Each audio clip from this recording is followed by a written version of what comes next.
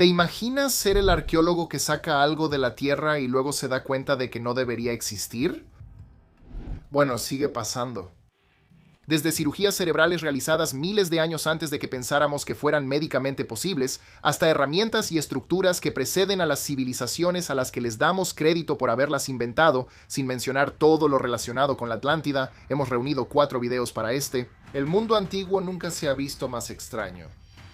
Soy Michael de List25 y estos son 100 mitos, hechos y hallazgos antiguos que desafían toda explicación.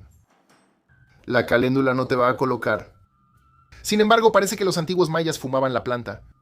La Universidad Estatal de Washington descubrió este dato curioso después de analizar 14 vasijas de barro que los mayas usaban como recipientes para tabaco hace más de 1000 años. Este descubrimiento es especialmente notable porque la caléndula es la primera planta que no es tabaco que se ha encontrado dentro de estos recipientes. De hecho, la planta compartía el antiguo recipiente con 2 tipos diferentes de tabaco. Por ahora, nadie sabe por qué los mayas llenaban sus vasijas con caléndulas. Sin embargo, lo más probable es que se usaran como potenciador de sabor para mejorar el sabor del tabaco. Y eso nos dice mucho sobre el paladar exigente de los mayas. Los wari, una civilización antigua que existió antes que los incas, prosperaron durante cientos de años en las montañas de los Andes en Perú antes de que su civilización colapsara. Este artículo está en nuestra lista porque un estudio realizado en 2005 por expertos de la Universidad de Florida y el Field Museum descubrió que las cerveceras del Imperio Wari eran mujeres. Y no eran mujeres cualquiera. Los investigadores descubrieron que las cerveceras no eran esclavas ni mujeres de bajo estatus, sino que provenían de la élite y eran valoradas por su belleza. Este descubrimiento ilustra que las mujeres desempeñaban un papel más esencial en las sociedades andinas antiguas de lo que nuestros libros de texto han sugerido. Y no solo porque proporcionaban las mejores bebidas alcohólicas. La cerveza elaborada por las cerveceras más talentosas hace 1000 años era conocida como chicha. Se elaboraba a partir de bayas del árbol de pimienta peruano y maíz. Es fascinante saber que en la antigüedad, personas de diversas regiones del mundo emprendían largos viajes en busca de nuevas experiencias. Por ejemplo, los romanos viajaron a China, los griegos exploraron la India y los africanos viajaron a Inglaterra. Aunque la ruta de la seda es reconocida con frecuencia, la verdad es que las civilizaciones antiguas tenían un alcance aún más amplio de lo que podríamos imaginar. Hubo, por ejemplo, exploradores fenicios que probablemente viajaron alrededor de África 2 milenios antes de Vasco da Gama. Los cartagineses exploraron tan al norte como Groenlandia y tan al sur como Sierra Leona, difundiendo la cultura mediterránea por toda África. Gracias a Alejandro Magno, la civilización helenística llegó a lo que hoy es Pakistán, India y Afganistán. Y los romanos atrajeron guerreros de todo el imperio, incluyendo Mauritania, un país conocido por sus jinetes. Incluso hay evidencia de puestos comerciales romanos en Kerala, India, que datan del primer siglo antes de Cristo, así que toma eso Marco Polo. Sanxingdui fue una antigua civilización y asentamiento chino que floreció en la provincia de Sichuan, en China. La civilización avanzada se perdió durante miles de años hasta su redescubrimiento en 1929, cuando un campesino encontró artefactos de jade y piedra mientras reparaba un canal de aguas residuales. La guerra y las inundaciones son las 2 teorías más populares sobre la extraña desaparición de Sanxingdui. Sin embargo, en 2014, Nian Yanfan de la Universidad de Tsinghua en Chengdu, China, publicó una investigación que revela cómo un terremoto acabó con la civilización de Sanxingdui. Según la investigación de Fan, un gran terremoto hace unos 3000 años provocó deslizamientos de tierra devastadores que redirigieron el curso del río de Sanxingdui. Los habitantes simplemente se mudaron para estar más cerca del nuevo cauce del río. Los datos históricos de terremotos cerca de Sanxingdui confirman este punto de vista. Nos enseñan que la dominación romana terminó en el año 476 después de Cristo, cuando la ciudad cayó ante los bárbaros germanos conocidos como los vándalos. Sin embargo, el nuevo saqueo de Roma fue solo un pequeño incidente en el radar del Mediterráneo. Para cuando cayó, la importancia de Roma ya había sido superada en Occidente por Rávena, la capital del Imperio de Occidente. Otra razón por la que la caída de Roma no fue tan desastrosa como se cree fue el general Godo Odoaque, quien derrocó al último emperador romano de Occidente. Él no quería cambiar nada. Él solo quería estar al mando. Odoaque se aseguró de que el emperador legítimo en Constantinopla fuera reconocido y que se mantuviera el statu quo. Así que, para el romano común, la vida continuó como de costumbre durante décadas después de la caída del último emperador. Eso se debe a que los bárbaros que tomaron el control, ostrogodos, godos y germanos, habían sido durante mucho tiempo parte del Imperio Romano como estados clientes, un grupo creciente dentro del ejército romano y cuasi ciudadanos. Cuando una coalición de bárbaros y romanos finalmente destruyó a los hunos en el año 451 después de Cristo, era casi imposible distinguir dónde terminaban los romanos y comenzaban los bárbaros. Al final, el Imperio Romano llegó a su fin no por una invasión extranjera, sino por una sucesión de guerras civiles que devastaron la frontera. Ya que estamos hablando del final del Imperio Romano, ¿sabías que para los antiguos griegos los bárbaros eran simplemente personas que no podían hablar griego? Verás, los antiguos griegos pensaban que el habla de los extranjeros sonaba como balbuceo, bar. Por eso los llamaron barbaroi. Los griegos no eran tan arrogantes como para despreciar los logros de otras civilizaciones como Egipto, Persia, etc. Aunque sus sociedades eran consideradas magníficas, sus habitantes que no hablaban griego aún habrían sido etiquetados como bárbaros. El término bárbaro era empleado por los antiguos romanos de la misma manera en que lo usaban los griegos. Los bárbaros eran personas que no vivían dentro del Imperio Romano y no podían hablar latín. Solo cuando la antigüedad dio paso a la Edad Media, el término bárbaro adquirió su ahora famoso significado despectivo de barbarie. Si vamos a pensar en el progreso como tener edificios más relucientes y dispositivos más inteligentes, entonces nos estamos perdiendo de algo.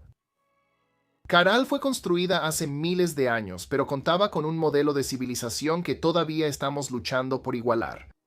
Cada pirámide en la ciudad, y una de ellas alcanza los 70 pies de altura, fue reforzada desde adentro con bolsas de chicra, que básicamente son sacos de fibra que llenaban con piedras y que actuaban un poco como amortiguadores durante los terremotos. No inventas algo así de la noche a la mañana. El diseño de la ciudad seguía un plan deliberado. Los constructores separaron las áreas ceremoniales de las zonas habitacionales con una armonía increíble. Las excavaciones en el sitio también han revelado canales de riego y uno de los primeros quipus, lo que demuestra aún más que podían sistematizar el trabajo, registrar datos e información y coordinar proyectos a gran escala. Si alguien te preguntara cuándo empezó a avanzar la sociedad, ¿cuál sería tu respuesta? ¿Fue cuando la gente empezó a construir casas, cuando la política tomó forma? ¿O crees que debería remontarse a algo tan simple como la creación de la rueda? Quiero decir, no puedes mover grandes volúmenes de materiales de construcción sin haber inventado algo así, ¿verdad?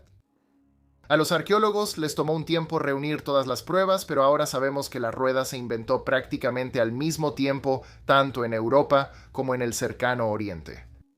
Varios pictogramas del distrito de Iana en Uruk muestran vehículos con ruedas aproximadamente entre 3500 y 3350 a.C.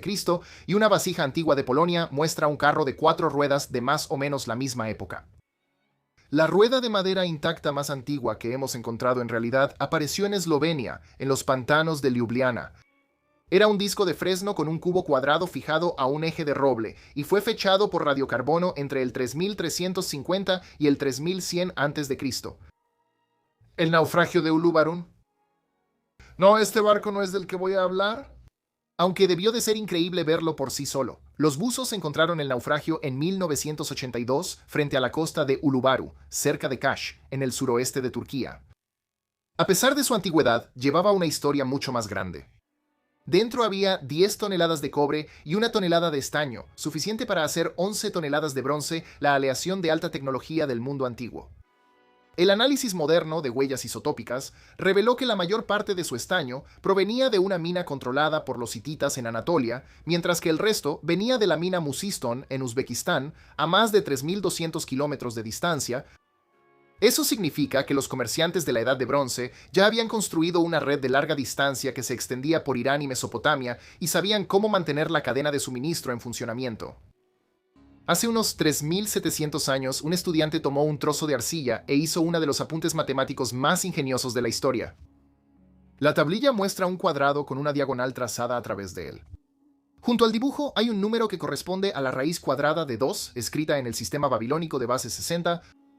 Cuando lo conviertes a números modernos, es correcto hasta 6 decimales. Eso es increíblemente preciso. Pero el punto que intento plantear no es que fueran inteligentes. Es que tenían un sistema completo con tablas, fórmulas y maestros que entendían la geometría y la usaban para problemas del mundo real como medición de tierras y construcción. El Zigurat de Ur fue construido alrededor del año 2100 a.C. Sus constructores tuvieron que establecer líneas base largas y rectas y mantener ángulos rectos en un área de 64 por 46 metros. Estos tipos claramente entendían sobre cargas y etapas de construcción. Un núcleo masivo de ladrillos de barro soportaba el peso, mientras que los ladrillos cocidos colocados en betún o alquitrán formaban una carcasa dura e impermeable con desagües para evacuar el agua de lluvia. Eso nos dice que también sabían cómo controlar cualquier posible humedad y hacer que su edificio durara en una zona que solía ser húmeda, propensa a inundaciones y llena de canales. Verás, en ese tiempo, Ur estaba rodeada de pantanos y escurrimientos estacionales, así que mantener la estructura seca era tan importante como mantenerla en pie. El simple hecho de que pudieran tan solo organizar los materiales, millones de ladrillos, toneladas de betún, madera para los andamios y comida para los trabajadores, apunta a habilidades excepcionales de administración y planificación. Bien, probablemente esto me meta en problemas aquí, pero créeme, no soy un devoto de los antiguos alienígenas. Aún así, no podemos escapar de los hechos cuando se trata de las pirámides de Egipto. Tan solo al mirar la Gran Pirámide, es fácil ver que estamos ante algo construido a un nivel completamente distinto. Atribuida al faraón Jufu, los constructores tallaron y nivelaron la base de piedra caliza debajo de ella con tanta precisión que, incluso con las herramientas más modernas de hoy en día, es difícil encontrar lugares donde se hayan equivocado. Los lados están casi perfectamente alineados con el norte verdadero y contiene aproximadamente 2.5 millones de bloques de piedra caliza, todos con un peso de entre 2 y 3 toneladas. De hecho, algunas de las piezas de granito de la pirámide pesan hasta 70 toneladas y fueron transportadas desde Asuán a cientos de kilómetros de distancia. Según la arqueología convencional, se completó en unos 25 a 27 años, lo que significa colocar, cortar y ajustar una piedra aproximadamente cada 5 minutos, todo sin grúas, ruedas ni herramientas de acero. Sea lo que sea que creas sobre su propósito, está claro que fue construida por personas que sabían exactamente lo que estaban haciendo. La civilización minoica floreció alrededor del año 3000 a.C. y duró 2000 años hasta que desaparecieron en el 1100 a.C. Sí, esta civilización duró 2000 años. Piénsalo un segundo, ellos tuvieron un par de cientos de años más que la mayoría de nosotros. Los minoicos han sido considerados un ejemplo fantástico de una sociedad antigua que evitó el combate y la violencia a toda costa desde su redescubrimiento hace más de un siglo. Sin embargo, a pesar de la opinión popular, la civilización minoica no era pacífica. De hecho, la cultura minoica dependía de la guerra. Nuevas investigaciones publicadas por arqueólogos de la Universidad de Sheffield también demostraron que la identidad masculina minoica estaba intrínsecamente ligada a la identidad guerrera de la cultura y que la mayoría de las armas utilizadas en toda Europa durante la Edad Media, como lanzas y espadas, tuvieron su origen en la cultura minoica. Durante décadas, los estudiosos han debatido si el pueblo de la antigua Cartago, que existió desde el 800 a.C. hasta el 146 a.C., practicaba el sacrificio de niños. Durante el siglo XX, estudiosos de Italia y Túnez difundieron el rumor de que los antiguos cartagineses no participaban en esta práctica atroz. Afirmaban que los griegos y los romanos estaban detrás de esta propaganda racista y anticartaginesa.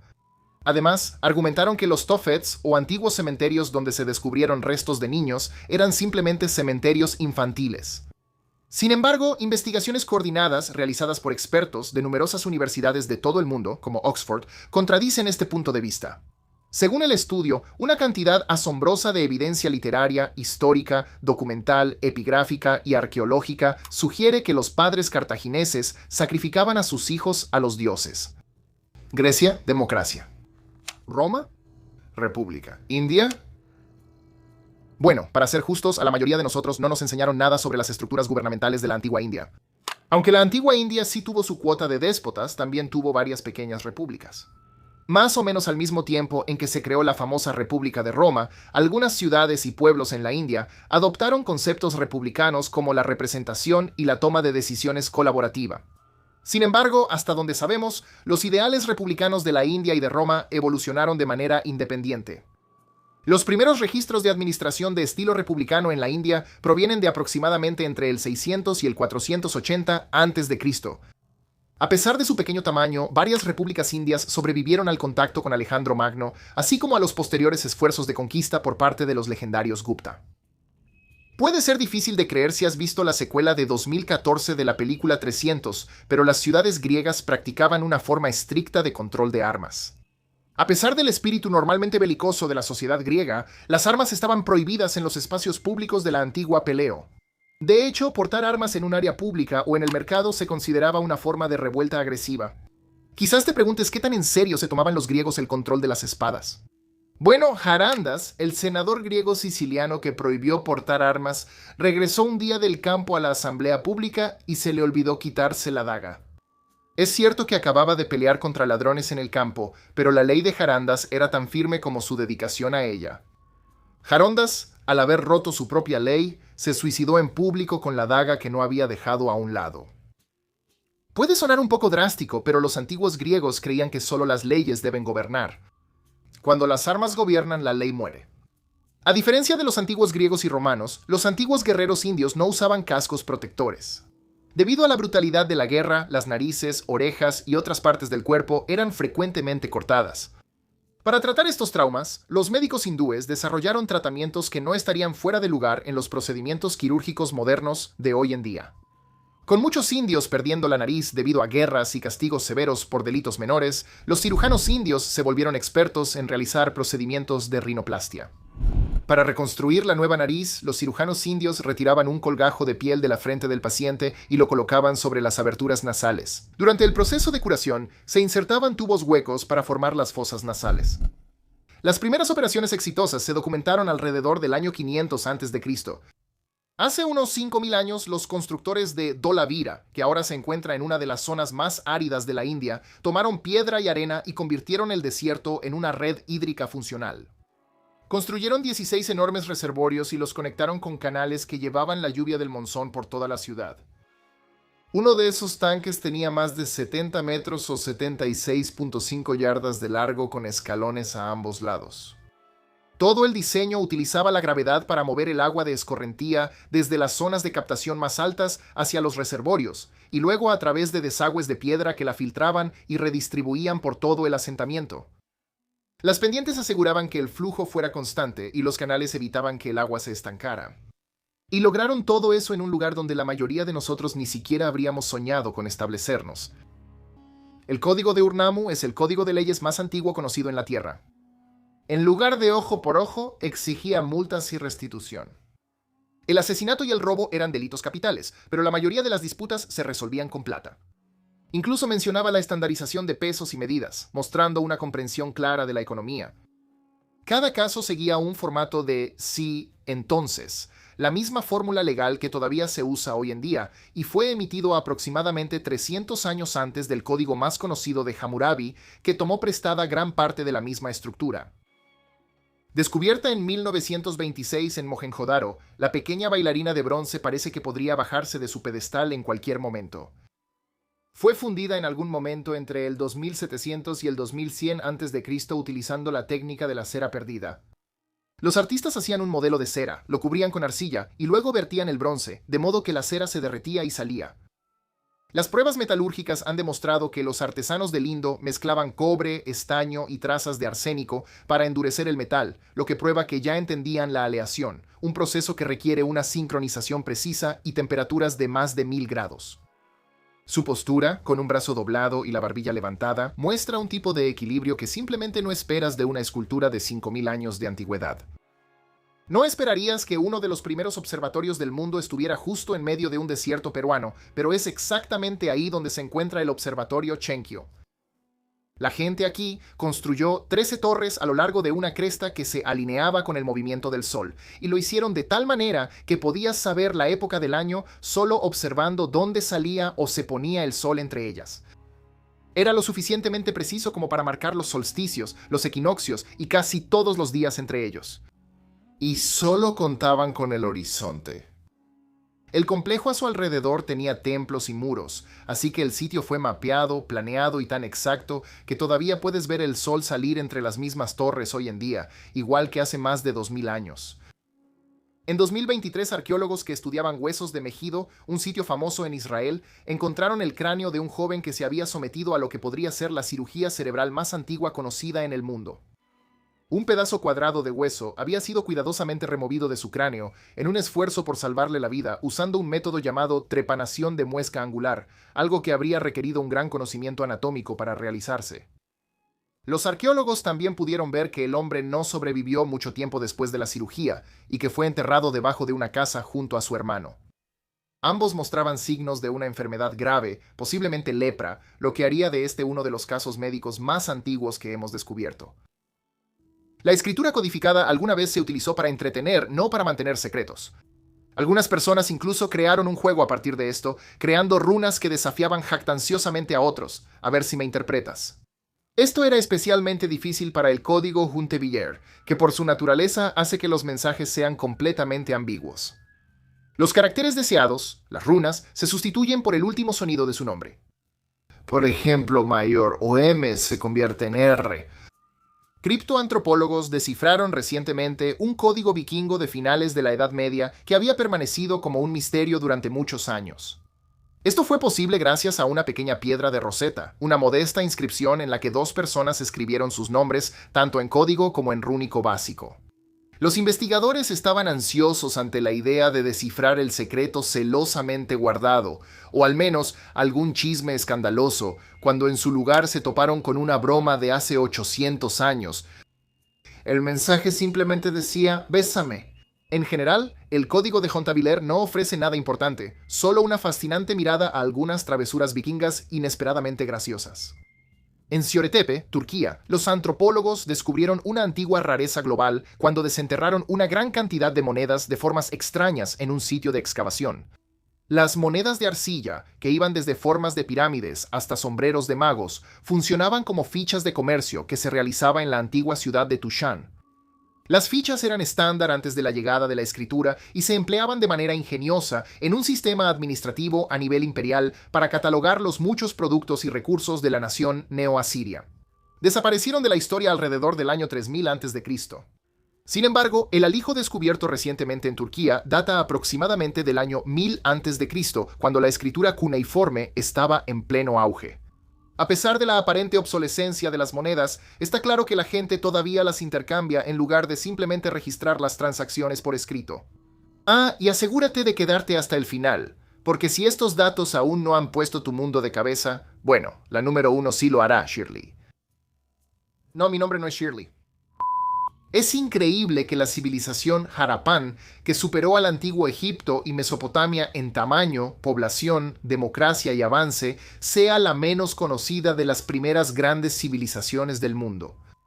En su apogeo, la civilización abarcaba alrededor de 1 millón de kilómetros cuadrados, o 390.000 millas cuadradas, incluyendo lo que hoy es India, Bangladesh, Nepal y Pakistán. Desafortunadamente, esta asombrosa sociedad colapsó hace aproximadamente 4.000 años y la causa permaneció desconocida hasta hace poco. Un equipo de expertos recreó el paisaje de los cauces fluviales y llanuras donde prosperó la civilización Harapán y descubrió que el cambio climático antiguo provocó que los ríos alimentados por el monzón, que sostenían sus actividades agrícolas, se secaran. Esto resultó en la desaparición de las principales ciudades y el éxodo de sus habitantes hacia el este, particularmente al Valle del Ganges, donde podían depender de lluvias monzónicas más constantes. Hace aproximadamente 1000 años, Cahokia era la ciudad más grande de América del Norte, con 120 montículos distribuidos en 15 kilómetros cuadrados o 6 millas cuadradas. Su población de 20.000 superaba la de Londres y otras metrópolis europeas de la época, y muchos creen que la población de la antigua ciudad era aún más impresionante, posiblemente llegando hasta 40.000. Desafortunadamente, los habitantes de la ciudad ya estaban en declive debido a luchas políticas cuando una catástrofe natural ocurrió hace aproximadamente entre 600 y 700 años. Se descubrió que este desastre fue resultado de una serie de mega inundaciones tras un periodo sin inundaciones, lo que en esencia provocó que la ciudad se ahogara. Los investigadores descubrieron evidencia de estas inundaciones mientras dragaban sedimentos del lago Horseshoe, cerca del epicentro de la ciudad, donde los eventos de inundación eran frecuentes mucho antes de que Cahokia fuera establecida. Todos conocemos la leyenda del rey Midas y su toque de oro. Sin embargo, solo unas pocas personas saben que él fue un gobernante real que reinó sobre el reino de Frigia en Anatolia hace unos 3000 años. Recientemente, un agricultor notificó a los científicos que trabajaban en el sitio arqueológico de Turmen Çadağucak en Turquía sobre una piedra que descubrió con extrañas inscripciones talladas en ella. Un examen cuidadoso reveló que el texto estaba escrito en lubita y databa del siglo VIII a.C. La escritura en la piedra reveló el inesperado relato de la derrota de Frigia y la posterior captura del rey Midas por una nación desconocida encabezada por un hombre conocido como el rey Hartapu. Hasta el día de hoy, se sabe poco sobre este país rival y su misterioso líder. El bloque Cascajao fue creado por la civilización olmeca y tiene 62 glifos muy distintos. Algunos parecen maíz, luego tenemos piñas, insectos y peces. Algunos de los otros son más geométricos o abstractos, si se quiere. Los símbolos no coinciden con ningún otro sistema de escritura mesoamericano conocido, así que sabemos que los olmecas crearon su propio sistema de escritura. La mejor hipótesis es que los glifos registraban información importante como títulos nobiliarios, nombres de deidades y fechas del calendario. Precede al sistema zapoteca por más de 400 años. Para construir un astillero funcional hace 4000 años, necesitabas constructores que entendieran los niveles del agua, el flujo de las mareas y el equilibrio estructural lo suficientemente bien como para diseñar un puerto que pudiera llenarse y vaciarse con el río. Los constructores de Lothal también sabían cómo alinear las paredes para controlar la fuerza de la corriente y evitar que los barcos se estrellaran contra los costados. Los sellos comerciales de Mesopotamia también han confirmado que los comerciantes de Lothal hacían negocios en el extranjero. Eso significa que también entendían de navegación y logística. Las inundaciones y el cambio de los cauces de los ríos finalmente la aislaron del mar y el puerto que alguna vez prosperó se convirtió en tierra seca. Aún así, la mampostería y los sistemas de drenaje todavía están ahí, pero ahora son en su mayoría ruinas y campos tranquilos. Uno de los relojes de agua más antiguos que hemos encontrado provino del templo de Karnak en Egipto. Estaba hecho de alabastro y funcionaba dejando que el agua goteara por un pequeño orificio en la parte inferior. A medida que el nivel del agua bajaba, las marcas talladas en el interior mostraban qué hora de la noche o del día era. La parte ingeniosa era que cada columna estaba espaciada de manera diferente para las distintas estaciones del año. Así que sabían que las noches cambiaban de duración dependiendo de la época del año y ajustaban la carátula de su reloj, por así decirlo, para que coincidiera. Quien haya planeado Stonehenge entendía el funcionamiento del Sol y las estaciones mejor que la mayoría de nosotros. Estas piedras sarsen se alinean perfectamente con el movimiento del Sol.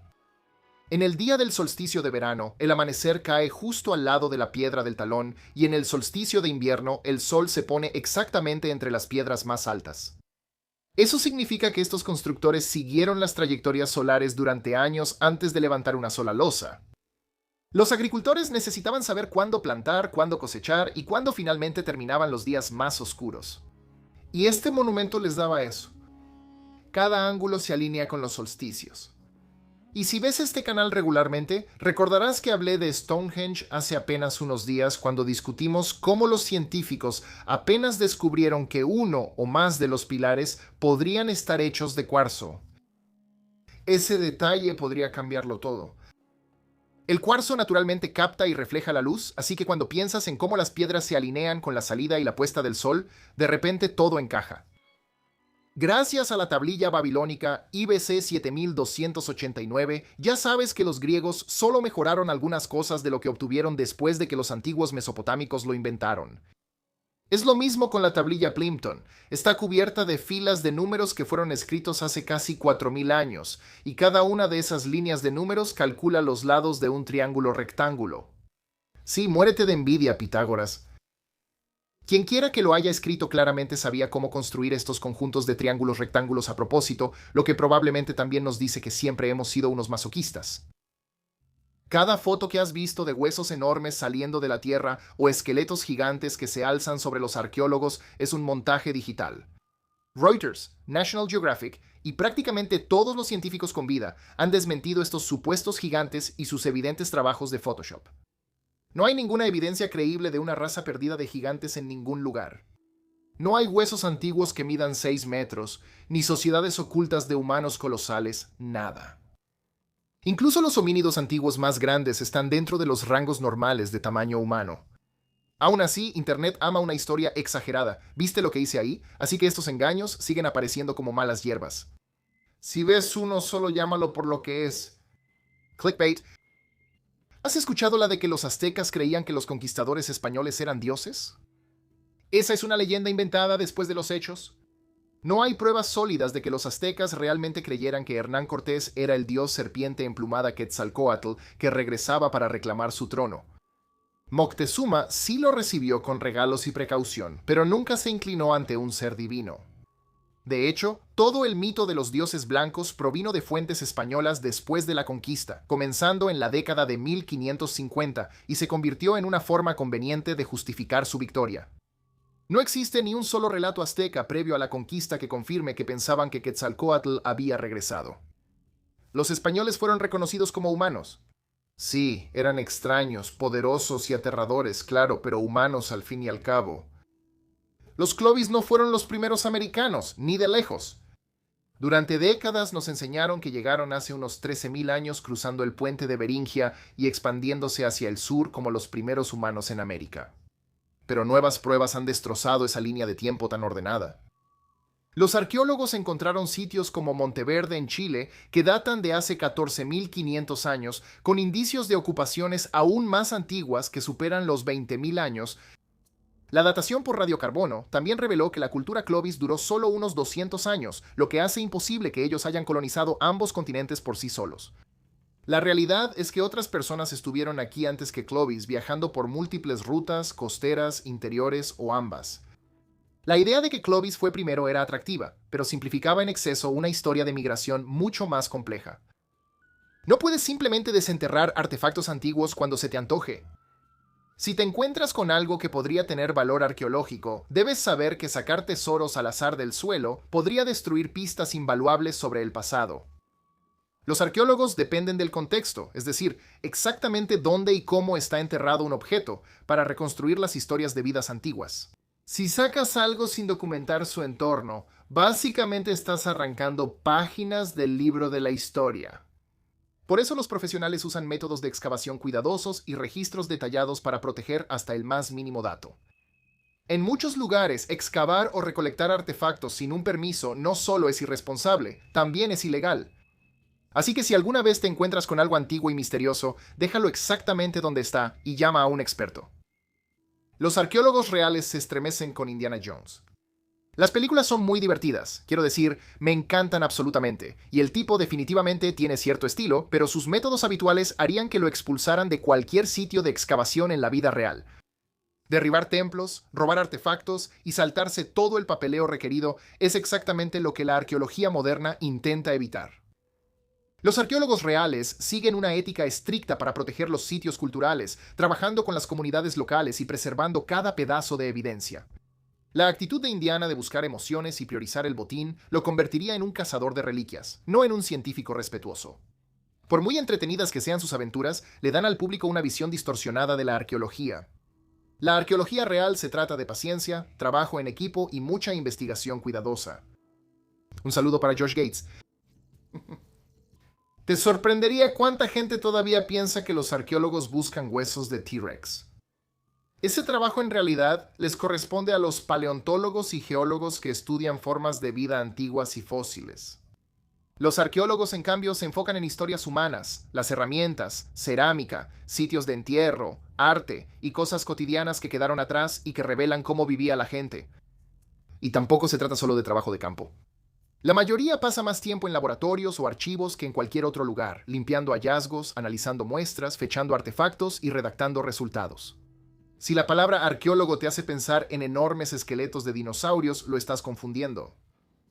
Alrededor del año 430 a.C., el tristemente célebre colono Heródoto contó una historia tan increíble que parece sacada directamente del National Enquirer.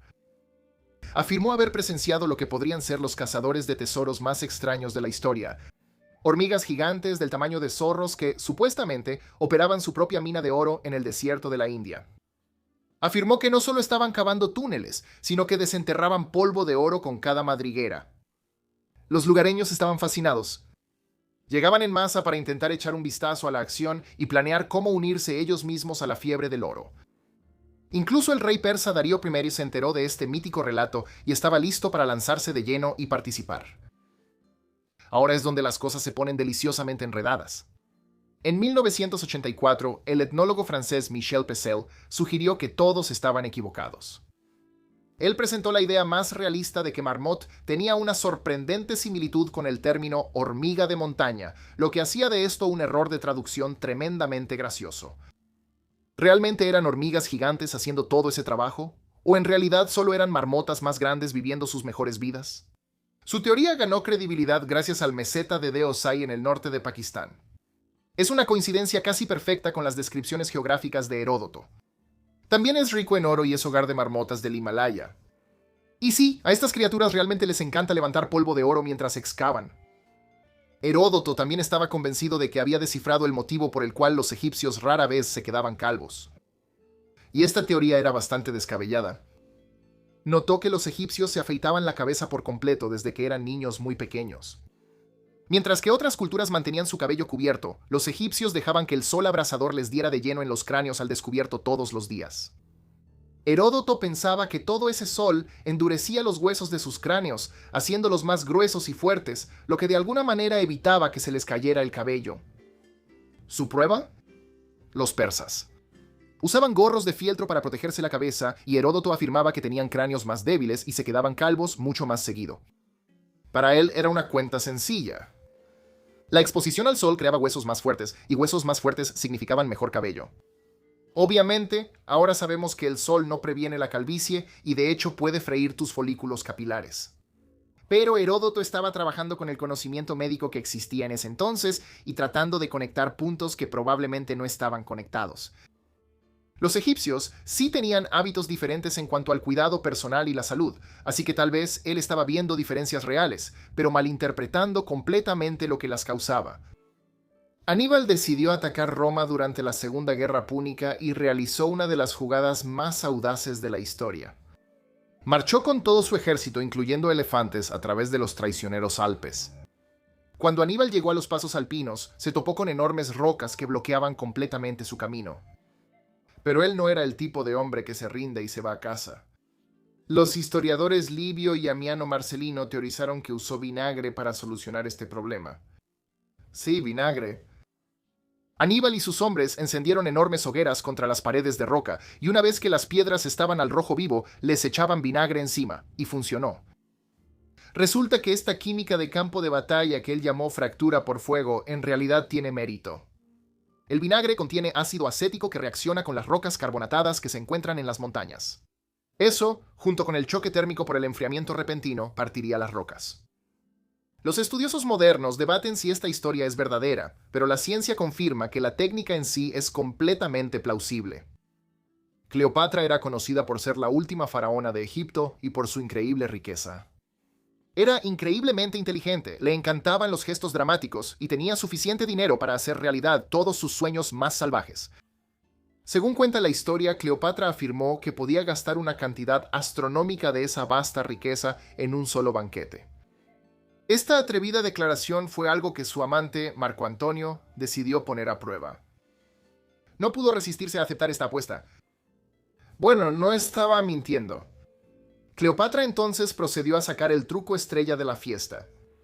Ella tomó una de sus perlas más valiosas y la disolvió en vinagre frente a todos. Luego se la bebió. En dinero actual, esa perla valdría unos 15 millones de dólares. De un solo trago, técnicamente gastó más en su banquete de lo que la mayoría de la gente puede imaginar. Toda la hazaña fue muy propio de Cleopatra. Ella mostró su riqueza, se la tragó y se sirvió una de las bebidas más caras en la historia del mundo. El emperador romano Aulo Vitelio llevó el viejo dicho de abrirse camino comiendo a otro nivel en el año 69. Él no solo disfrutaba de la comida, tenía un apetito que literalmente podía llevar a la bancarrota a un imperio. No, eso no es una exageración. Vitelio se sentaba a banquetes que harían que los mukbangers de hoy se sintieran avergonzados. Estoy hablando de docenas de tiempos y un sinfín de platillos, todo en una sola sentada. Sus sesiones de comida no eran solo indulgencias personales, eran desastres financiados por el Estado que drenaban el tesoro imperial. El dinero que gastaba en comida y vino era astronómico.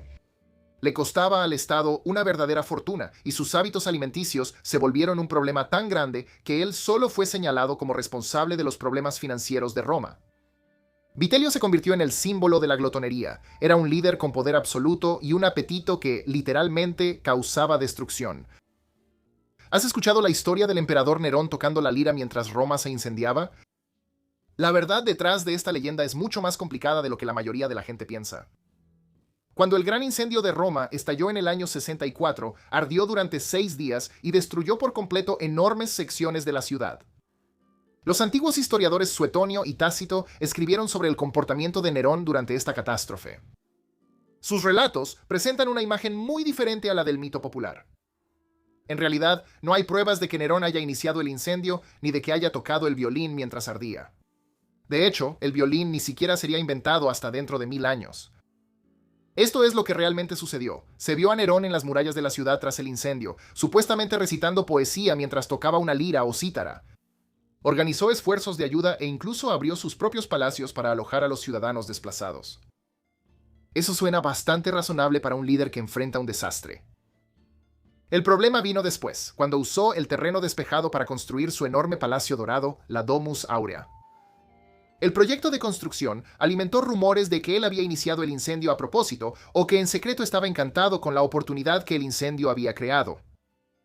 En el siglo XIX, algunas personas afirmaban que las enormes obras de tierra en toda Norteamérica provenían de una civilización perdida, negándose a creer que los nativos americanos pudieran haberlas construido. Esa idea estaba basada en actitudes que retrataban a los pueblos indígenas como demasiado primitivos para la ingeniería avanzada. La arqueología ha desmentido eso por completo. Las excavaciones, especialmente las realizadas por el Instituto Smithsoniano, han demostrado sin lugar a dudas que las comunidades nativas planearon, construyeron y mantuvieron estos impresionantes montículos, incluyendo ciudades como Cahokia. Estas sociedades tenían gobiernos sofisticados, redes de comercio y conocimientos de ingeniería que rivalizaban con las civilizaciones de cualquier otra parte del mundo. Debemos dar crédito a quien lo merece. Y ya es hora de que este tema quede zanjado. Las pirámides no fueron construidas por esclavos bajo el látigo, sino por trabajadores calificados que se sentían orgullosos de su oficio. Los arqueólogos han descubierto pueblos enteros de trabajadores cerca de las grandes pirámides de Giza, completos con barracas, panaderías, cervecerías y huesos que muestran que los obreros comían cortes de carne de buena calidad. Estos constructores probablemente eran agricultores reclutados durante la temporada baja del Nilo o cuadrillas pagadas que trabajaban por turnos. También sabemos que recibían su pago en comida, cerveza y a veces ropa, y trabajaban por turnos para mantener la construcción en marcha durante todo el año. Grafitis en las piedras, sí, también tenían tiempo para hacer eso, incluso mostraban nombres de equipos como los amigos de Keops. Así que estos hombres probablemente trabajaban con un sentido de orgullo e identidad mientras construían los monumentos del faraón. Colón no tuvo que convencer a nadie de que la Tierra era redonda. Para cuando zarpó, los europeos educados ya sabían desde hacía siglos que nuestro planeta era una esfera, gracias a los cálculos griegos que se remontan al siglo III a.C. La verdadera discusión era sobre la distancia. Colón pensaba que Asia estaba mucho más cerca de Europa navegando hacia el oeste, mientras que la mayoría de los expertos advertían que el océano era demasiado ancho. Ellos tenían razón, y Colón accidentalmente se topó con América en su lugar. La idea de que enfrentó multitudes de creyentes en la Tierra plana solo surgió en el siglo XIX para dramatizar su historia. En realidad, ningún erudito serio de su época necesitaba una lección sobre la forma del mundo. Hoy en día, por otro lado, cuando Howard Carter finalmente abrió la tumba del Rey Niño en 1923, los periódicos no pudieron resistirse a inventar historias de venganza sobrenatural. Culparon la muerte de Lord Carbadon, causada por la picadura infectada de un mosquito, a la antigua maldición, y luego sumaron cualquier suceso mínimamente trágico, desde una cobra comiéndose a los canarios hasta incendios en casas. Los reporteros incluso llegaron al extremo de inventar una inscripción espeluznante al respecto. Pero la verdad es que ninguna inscripción amenazaba con la muerte, y la mayoría de los presentes en la excavación vivieron vidas largas y saludables. De hecho, Howard Carter, el arqueólogo principal, murió a los 64 años en 1939, más de 16 años después. Todos los expertos lo han dejado perfectamente claro. No hubo ninguna maldición, solo mucho sensacionalismo y un público hambriento de historias de fantasmas. La Edad de Piedra no era solo cosa de hombres. Durante mucho tiempo, la gente ha imaginado a los hombres de la Edad de Piedra saliendo a cazar mientras las mujeres se quedaban en casa recogiendo bayas, tejiendo canastas y cosas así, pero la arqueología cuenta una historia diferente. La evidencia de sitios en Perú y otros lugares muestra que algunas mujeres también cazaban animales grandes y, con toda probabilidad, incluso fabricaban sus propias herramientas. Tampoco tiene sentido que solo los hombres fabricaran los raspadores de piedra usados para limpiar pieles, un trabajo que todos en el grupo necesitaban. La idea de que el hombre era el cazador y la mujer la recolectora se basaba en prejuicios de los años 50, no en la verdad prehistórica. Nuestros antepasados hicieron lo que fuera necesario para sobrevivir y todos colaboraban. Algunos emperadores conquistaron territorios. Otros construyeron monumentos en su propio honor. Pero Cómodo quería que su mayor logro estuviera relacionado con tener el cabello más fabuloso del Imperio Romano. Él gobernó Roma del 180 al 192 y llevó la vanidad a un nivel que haría que los influencers de hoy se murieran de envidia. Cómodo no estaba satisfecho con el cuidado del cabello habitual de la época. Ni siquiera los aceites más caros lo complacían. En cambio, elevó el nivel de cuidado del cabello espolvoreando polvo de oro real sobre su cabello para que brillara y reluciera bajo cualquier luz. Y esto no era solo para ocasiones especiales. Como Edward Cullen con aquello de "esta es la piel de un asesino, vela", este hombre resplandecía todo el día, todos los días. La rutina del polvo de oro no era su única obsesión con la belleza. Quería verse como un dios y realmente creía que era divino, así que quería asegurarse de que todos los demás también lo creyeran. Su rutina de cuidado personal, vestuario y personalidad llamativa estaban diseñados para intimidar a la gente y reforzar su estatus celestial autoproclamado. Su reputación de estar completamente desvinculado de las verdaderas responsabilidades de liderazgo estaba bien ganada. Los viajeros antiguos tenían historias realmente increíbles, pero ninguna era tan extraña como los relatos sobre un grupo de personas llamados los Blemias. Según autores griegos y romanos, estas personas vivían alrededor de Nubia o cerca del Mar Rojo, y tenían una característica muy distintiva. No tenían cabeza. Según la leyenda, los Blemius supuestamente tenían sus rostros en el pecho. En vez de tener cuello, los ojos, la nariz, la boca y todo lo demás estaban ahí mismo, entre los hombros. Eso suena imposible. Y probablemente lo sea. Ninguna de las historias venía de relatos de primera mano. Todo era de boca en boca, mientras los viajeros compartían cuentos que habían escuchado de otros errantes. Algo así como ese troll al que le gusta comentar que algo que suena totalmente falso le pasó al padre de la mejor amiga de la hermana de su primo. Sí. Independientemente de que esta fábula sea demasiado loca para ser real, los Blemias se volvieron increíblemente populares durante la época medieval. Aparecieron en mapas y en bestiarios, y eran una historia de advertencia que se les contaba a los viajeros.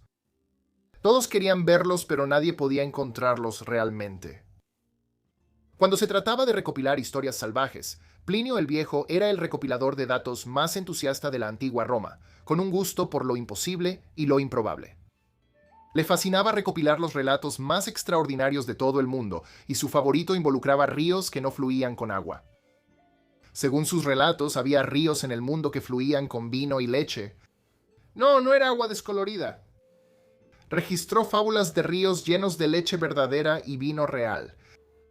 Por supuesto, él nunca presenció personalmente este fenómeno, pero sí le encantaba el folclore más disparatado.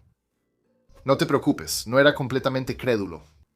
Mencionó que estas historias eran bastante cuestionables, pero las incluyó de todos modos porque ilustraban lo extraño y maravilloso que podía ser el mundo más allá del territorio romano. Para él, el río de vino representaba el máximo lujo y abundancia, y los ríos de leche sugerían que las tierras eran tan increíblemente fértiles que la prosperidad brotaba de la tierra. ¿Alguna vez has oído hablar de la creencia de la antigua Grecia de que las serpientes son adivinas escamosas?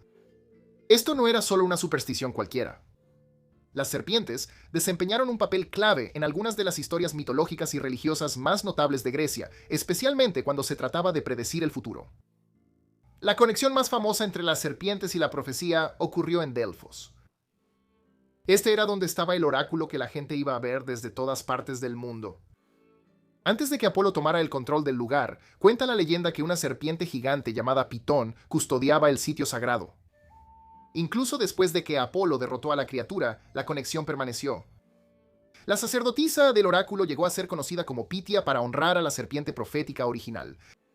Las conexiones no terminan ahí. La mitología griega está llena de historias sobre serpientes. Ellos creían que las serpientes eran quienes daban a las personas el don de la profecía, la mayoría de las veces usando métodos bastante inusuales.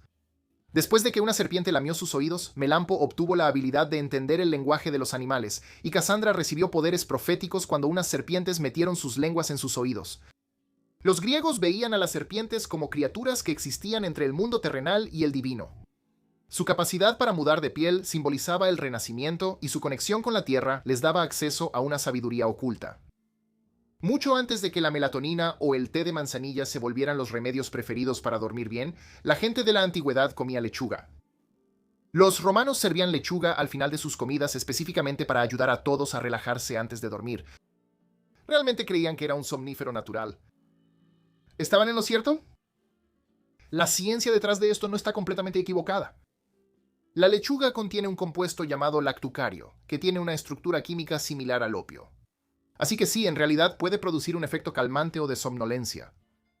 Los romanos no eran los únicos que conocían este truco. Los médicos del antiguo Egipto también lo recomendaban para las personas que necesitaban relajarse. Lo trataban como un tranquilizante natural que cualquiera podía cultivar en su jardín. Esto no es el arca de Noé, sin importar cuántas veces la gente grite lo contrario. De vez en cuando, alguien afirma haber encontrado el legendario barco en la ladera de una montaña, generalmente señalando una extraña formación rocosa en Turquía. Pero los geólogos han demostrado que es solo eso. Una formación rocosa.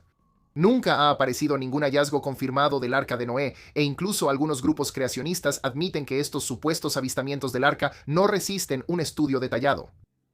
Lo mismo ocurre con otros tesoros bíblicos como el Arca de la Alianza. Los arqueólogos siguen excavando, pero hasta ahora no ha aparecido nada que pruebe que estos objetos existen fuera de las escrituras. La mayoría de estas afirmaciones se reducen a ilusiones o a un malentendido de características naturales, no a pruebas. Los mayas nunca predijeron que el mundo terminaría en 2012. Todo ese asunto del fin del mundo surgió de un malentendido de su calendario, que es cíclico, no una cuenta regresiva sin retorno hacia la destrucción total. El 21 de diciembre de 2012 solo marcó el final de un Baktún, un ciclo del calendario de aproximadamente 400 años antes de reiniciarse para comenzar de nuevo. También marcó el cumpleaños número 26 de mi amigo Nick, así que oye Nick, ¿cómo estás? Los textos antiguos mayas incluso mencionaban fechas mucho más allá de 2012, lo que prueba que no esperaban un apocalipsis. Todo el alboroto sobre el fin del mundo fue creado por los medios modernos y escritores de la nueva era que buscaban un titular dramático. En realidad, los mayas veían el tiempo como una serie de ciclos que se repetían, no como un reloj apocalíptico, y probablemente se habrían reído de la idea de un colapso global. Aunque sí se habrían reído del cumpleaños de Nick, tal vez. Tal vez. Las estatuas de la antigua Grecia y Roma eran mucho más coloridas de lo que te imaginas. Las elegantes figuras de mármol blanco en los museos pueden parecer atemporales hoy en día, pero en la antigüedad, los griegos y romanos pintaban sus estatuas con rojos intensos, azules y hasta dorados llamativos, dándoles vida con detalles vívidos. Con el tiempo, el viento, la lluvia y siglos de limpieza eliminaron los frágiles pigmentos, y ese aspecto de mármol blanco terminó engañando a generaciones de amantes del arte occidental, haciéndoles creer que las estatuas estaban destinadas a ser incoloras. Estudios recientes, utilizando luz ultravioleta, análisis de residuos de pigmento e imágenes en 3 dimensiones, han revelado rastros microscópicos de pintura que lograron sobrevivir en las hendiduras de las estatuas. Los investigadores incluso han hecho reconstrucciones a todo color de estatuas como la Core del Peplo y Augusto de Prima Porta, mostrando sus hermosos patrones y tonos coloridos. Así que esa Venus o ese Apolo de un blanco perfecto no tenía nada de simple. Es cierto, la esperanza de vida promedio era de unos 30 años en muchas sociedades antiguas, pero ese número está distorsionado por la alta mortalidad infantil y de niños. Si sobrevivías a la infancia, tenías buenas posibilidades de llegar a tus 50, 60 o incluso 70 años. Los escritos antiguos hablan de ancianos dando consejos, y las lápidas mencionan personas que vivieron hasta edades respetables. El filósofo griego Platón, por ejemplo, vivió hasta los 80 años. Los estudios de cazadores-recolectores tradicionales también muestran que las muertes de adultos normalmente ocurrían alrededor de los 70 años. Las duras condiciones de vida del pasado significaban que muchos niños no sobrevivían. Sí, aquellos que lo lograban a menudo vivían lo suficiente para ver a sus nietos, y a veces hasta a sus bisnietos. Dejaron atrás arte, estructuras e innovaciones que rivalizan con las de los primeros humanos. En cuevas de toda España, los investigadores han encontrado pinturas y cuentas de concha que datan de hace al menos 65.000 años, mucho antes de que el Homo sapiens siquiera apareciera en Europa. De hecho, las cuentas descubiertas en Cueva de los Aviones podrían ser las joyas más antiguas de la Tierra. Los arqueólogos también han descubierto un enorme hogar en la cueva Vanguard de Gibraltar que se utilizaba para producir alquitrán para adhesivos. Y en la cueva Bruniquel en Francia, organizaron cientos de piezas de estalagmita en forma de anillos hace más de 170.000 años. En su arte, que se remonta a miles de años, han demostrado que sabían cómo expresarse simbólicamente. Con cerebros tan grandes como los nuestros, estos constructores y artistas creativos nunca fueron solo los cavernícolas brutales que todos dicen que eran. Eran homininos complejos e inteligentes. En todo el mundo antiguo, el cielo nunca fue solo el cielo. La gente había visto demasiado como para no mirar el cielo con creciente preocupación, porque al parecer, rocas en llamas atravesaban los cielos y se estrellaban contra la tierra demasiadas veces como para ignorarlo. Estas historias tampoco eran simplemente aleatorias. En aquel entonces, se pensaba que los meteoros eran el clima de los dioses. Incluso el libro de Josué en la Biblia describe una tormenta de granizo mortal que acabó con los guerreros en el campo de batalla. Sin embargo, no todas las rocas eran temidas. Algunas, como la piedra negra en la Meca, se creía que habían caído del cielo como un regalo divino. Para las culturas antiguas, cada roca llevaba un mensaje. El emperador romano Calígula no era un líder típico. La mayoría de los hombres en su posición se preocupaban por expandir las fronteras y la próxima guerra. Pero él no. Él estaba obsesionado con la idea de que su caballo, Incatatus, tenía madera de senador. Sí, este hombre adulto realmente pensaba que su compañero de 4 patas debía estar en la misma sala donde la élite de Roma tomaba decisiones de vida o muerte para su pueblo. Y no solo estaba diciendo tonterías. Calígula respaldó sus palabras con acciones. Su caballo vivía mejor de lo que la mayoría de los ciudadanos romanos podría soñar. En Cotitis caminaba sobre pisos de mármol y estaba cubierto con ropa hecha a la medida que probablemente costaba más de lo que ganaban pueblos enteros en un año. Ese emperador incluso llegó al extremo de comprarle una casa a su caballo y la equipó completamente con su propio personal. ¿Realmente Calígula creía que su caballo poseía una inteligencia y sabiduría superiores? ¿O solo estaba tomando el pelo a todos? Bueno, eso sigue siendo motivo de debate. Algunos estudiosos sugieren que todo este asunto no fue más que un elaborado insulto para demostrar su completo y absoluto desprecio por la política tradicional romana. Otros creen que simplemente era inestable. De cualquier manera, Enkidotus fue la mascota mejor cuidada de todos los tiempos. Los antiguos egipcios eran una potencia cuando se trataba de construir e innovar, pero su comprensión de la anatomía humana no estaba del todo a la altura. Estaban convencidos de que el cerebro no servía absolutamente para nada. En absoluto. Esto parece especialmente extraño cuando consideras que ellos fueron los inventores de varios tratamientos médicos sofisticados y procedimientos complejos. La sabiduría egipcia decía que tu corazón era el verdadero centro de control. Ellos creían que todos los pensamientos, emociones, toma de decisiones y recuerdos venían de tu pecho. ¿El cerebro? No tanto. Y no estaban solos en este error. Aristóteles y otros pensadores griegos también defendían que el corazón era el centro de la inteligencia y la personalidad. Durante el proceso de momificación, los egipcios hacían todo lo posible por preservar el corazón y lo consideraban esencial para la vida después de la muerte. El cerebro recibía exactamente el trato opuesto. Lo extraían por la nariz con largos ganchos de metal y simplemente lo desechaban como basura. Dominaban a la perfección el proceso de preservar cuerpos humanos, pero se les escapaba por completo la parte más importante. Hablando de los antiguos egipcios, ellos también tenían una respuesta bastante creativa para explicar el sol.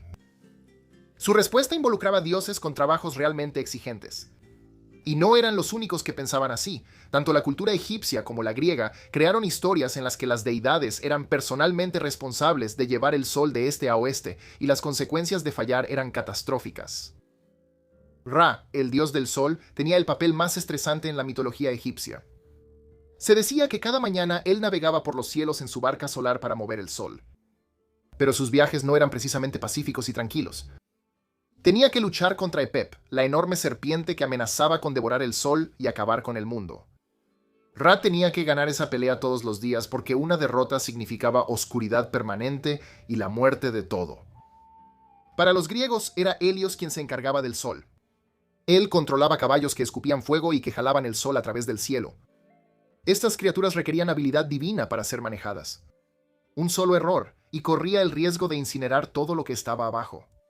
Se dice que cuando su hijo Faetón lo convenció de dejarlo conducir el carro, el niño casi quema todo el planeta, y el mismo Zeus tuvo que intervenir. Estos mitos no eran solo para entretener y contar historias.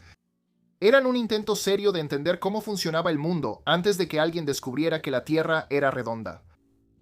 Platón afirmó conocer una civilización perdida que podía hacer que cualquier otra sociedad antigua pareciera primitiva en comparación. Según él, la Atlántida no solo era real, sino que también era extremadamente avanzada tecnológicamente, y había existido miles de años antes de su propia época. Para él esto no era ficción, era un hecho. Según lo contó Platón, Atlántida era un imperio insular con un poder militar increíble y capacidades de ingeniería que superaban por mucho todo lo que los griegos habían logrado. Él creía que la civilización se había vuelto tan poderosa y corrupta que los dioses fueron quienes la destruyeron por completo y hundieron la isla bajo el océano en un solo día y una sola noche. Platón afirmó que aprendió esto a través de una serie de fuentes que se remontan a sacerdotes egipcios que preservaron el relato durante milenios. Y Platón no era el único que pensaba así, y todavía no lo es. Aunque los historiadores y arqueólogos modernos no han encontrado ninguna evidencia de que la Atlántida haya existido, eso no ha impedido que los exploradores pasen toda la vida buscando sus restos.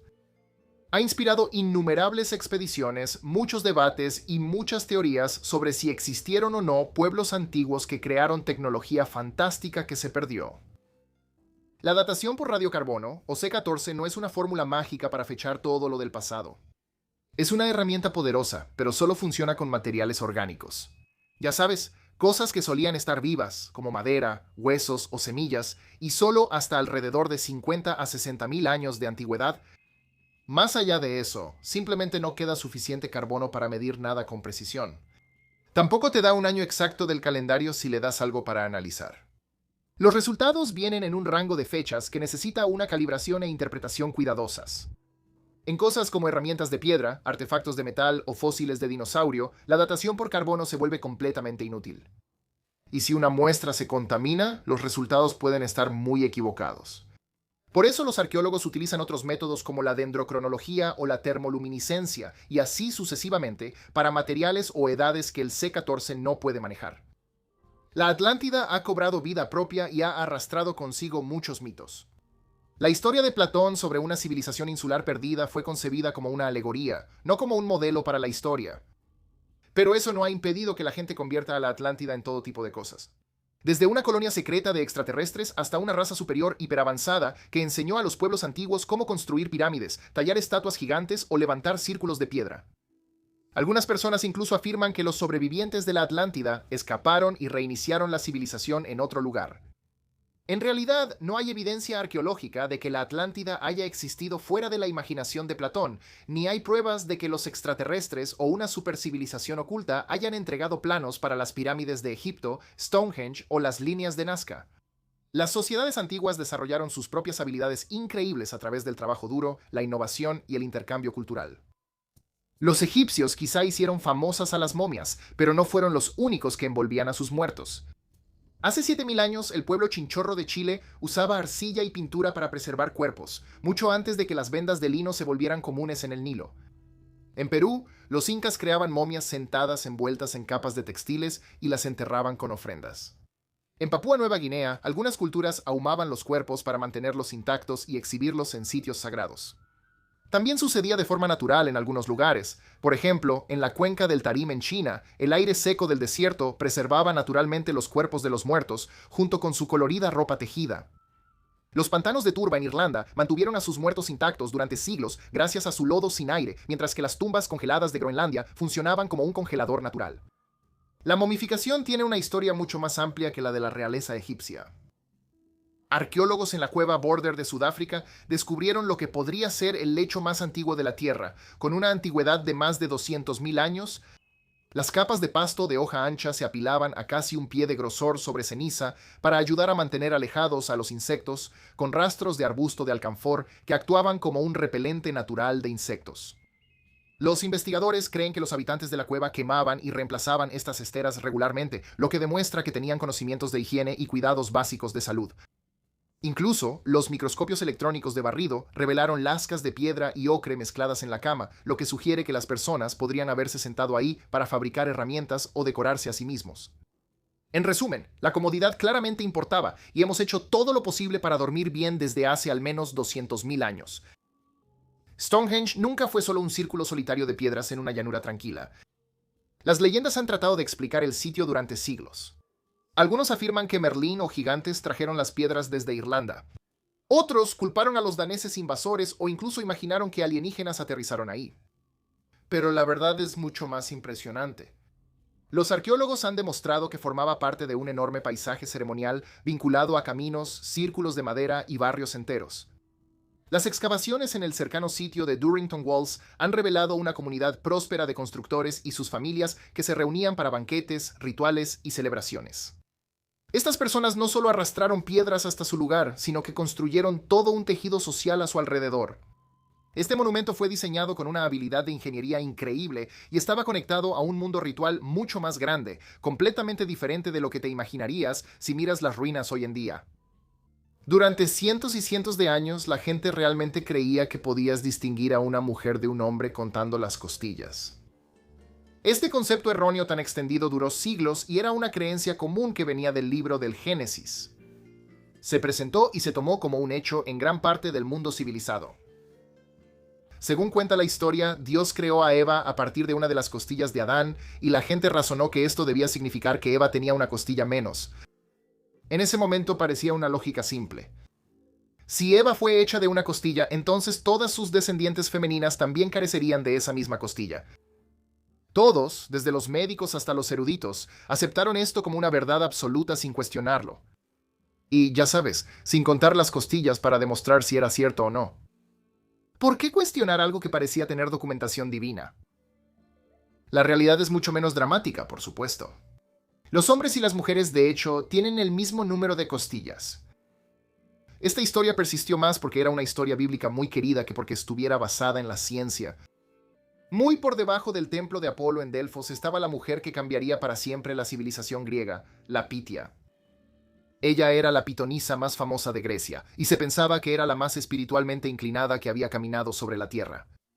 Sentada en su trípode sagrado, ella entraba en trances salvajes y extáticos que la hacían balbucear de maneras que parecían completamente divinas para los antiguos griegos. Sus palabras eran confusas y crípticas, pero tenían suficiente peso como para iniciar guerras, establecer colonias y guiar decisiones políticas importantes. ¿Pero realmente era legítima? ¿Era la Pitia realmente un ser divino que se transformaba en una sacerdotisa mística de la profecía?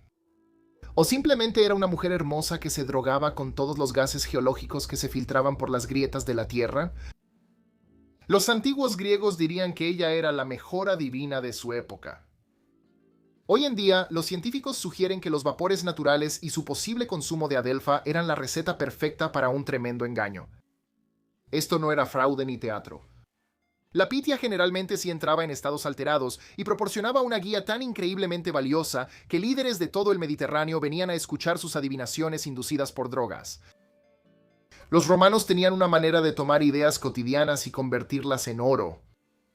Y los baños públicos estaban en la cima de esa lista. No solo eran un lugar para hacer tus necesidades, sino que también eran puntos de recolección para lo que se convirtió en una de las industrias más extrañas del imperio, la recolección y venta de orina. ¿Para qué se usaba ese oro líquido? Ropa limpia, por supuesto. Sí, los romanos solían lavar sus elegantes prendas en orina humana. Y por extraño que parezca, funcionaba. La orina quitaba las manchas y la suciedad mejor que cualquier otra cosa a la que tuvieran acceso. Los bataneros que dirigían las operaciones de limpieza echaban esas togas elegantes en enormes tinas, llenas de ese líquido, y luego hacían que los trabajadores entraran descalzos para actuar como agitadores humanos y pisotear la suciedad y los residuos. Suena asqueroso, y estoy seguro de que lo era, pero también daba resultados que impresionaban incluso a los romanos más ricos. Todo el negocio se volvió tan rentable que el emperador Vespasiano decidió que el gobierno merecía una parte y comenzó a grabar la recolección de orina. A su hijo no le gustó la idea y pensó que era indigno de ellos, pero Vespasiano agitó las monedas bajo la nariz de su hijo y le preguntó si ese olor le resultaba ofensivo. Cuando él dijo que no, Vespasiano pronunció una frase famosa que todavía se usa hoy en día: el dinero no apesta. Desde el principio de los tiempos, los humanos han buscado una manera de engañar a la muerte y alcanzar el sueño supremo de la vida eterna. Y en algún momento los antiguos chinos pensaron que habían encontrado una manera. ¿Su solución? Moler jade y comerlo como si fuera algún tipo de superalimento antiguo. Esto no era solo un concepto loco que alguien intentó una vez y luego abandonó. Esta práctica duró miles de años. El jade no era solo una piedra bonita en ese entonces. Se pensaba que era sagrado, y para ellos representaba todo lo puro y permanente en el mundo. Ellos pensaban que si el jade había existido desde siempre sin romperse ni desmoronarse, consumirla significaba que tal vez, solo tal vez, tú también podrías durar para siempre. Los emperadores y la gente rica contrataban personas para convertir el jade en un polvo tan fino que desaparecía por completo en el vino. Con el paso de los años, las recetas se volvieron más extravagantes. Y en un momento, también mezclaban mercurio en sus cócteles de inmortalidad. Esto se volvió una rutina diaria que esperaban les agregara décadas a sus vidas. Desafortunadamente, resultó ser todo lo contrario. Para la mayoría de los buscadores de la inmortalidad que comían jade, esta práctica probablemente acortó sus vidas en lugar de alargarlas. Esta nos lleva de regreso a la época en que los terremotos no solo se reducían a que el suelo temblara bajo tus pies. Las civilizaciones antiguas creían que los terremotos ocurrían porque las propias montañas estaban despertando. Esto proviene de la teoría de que las montañas en realidad eran gigantes vivientes arraigados en la tierra. Este mito trazaba una escena vívida en la que cada vez que la tierra temblaba eran las montañas estirándose, caminando o lanzándose unas contra otras enojadas. Y mientras más violentos eran los temblores, más aterradora se volvía la situación para los aldeanos que sufrían los efectos de las réplicas. Ellos pensaban que estaban siendo castigados por fuerzas divinas. Durante este tiempo, paisajes enteros se volvieron personajes impredecibles y caprichosos. El mundo mismo estaba animado y tenía el poder de decidir el destino humano. Hoy en día conocemos explicaciones geológicas para los terremotos, pero en aquel entonces eran un acto mítico que a veces era despiadado y castigador.